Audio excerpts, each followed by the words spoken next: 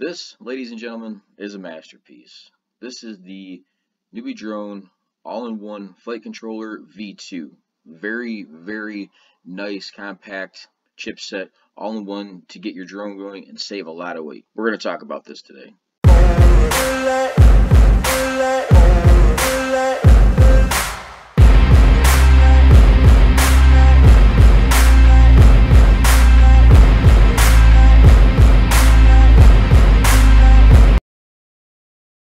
So this is the V2. There was a V1 of this, but there was a couple requests that people had made on this. So following the V1, the V2 has better improvements to it, such as it is better on the weatherproofing, and it does have OSD chips and more UART ports. So there's a lot more functionality to it. It took a lot of time and effort to make sure that everything was done right with this, between the high current and signal processing, to make sure that there was no interference. In addition to the aluminum heat shrink that's over the outside of it to protect it from dust, water, and everything like that, all the components inside of the flight controller itself are also individually sealed as well.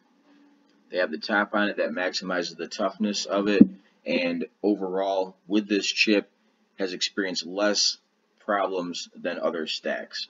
Even to the bottom of this, as you can see, they have the aluminum plating to protect the bottom of it, and it's kind of on an angle, but they actually have a readout of all the pins for the side of it for plugging in. We'll go over that now. Now the pinout for this is pretty self-explanatory. Your first three are for your camera, second three are for your video transmitter, number 7 is for TX7, UART7 is open and free, 8 and 9 are for RX TX3, that UART is also open. 10 and 11 are your serial clock and serial data lines for your peripherals. 12 and 13, that's your buzzer power. 14 and 15, this is for RX and TX8.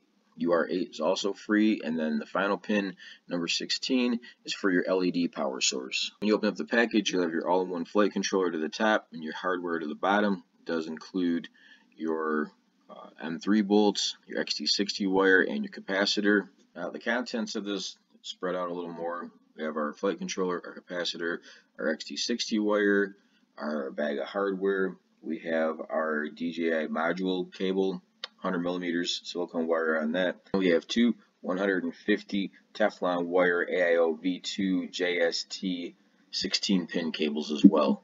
So a quick top overview of this for what's left on this. We have our boot button to the top left, USB port, the DJI Air module port. We have our 10 volt 3 amp ground, UART2, TX and RX ground, S bus for UART1. The holes for the capacitor are nicely placed right where the XT60 pads are. There are 4 LEDs on it. There are 2 between the motors on the left and right, between 1 and 2, and 3 and 4. I have a picture here of the all-in-one stack on an upcoming drone that I'm planning on building, and it does have an extremely low profile to it on the frame.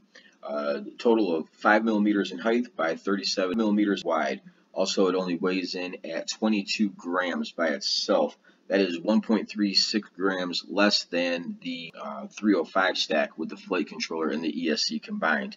That doesn't count all the wiring that goes along with it. So there's a definite advantage to the size of this and the weight as well.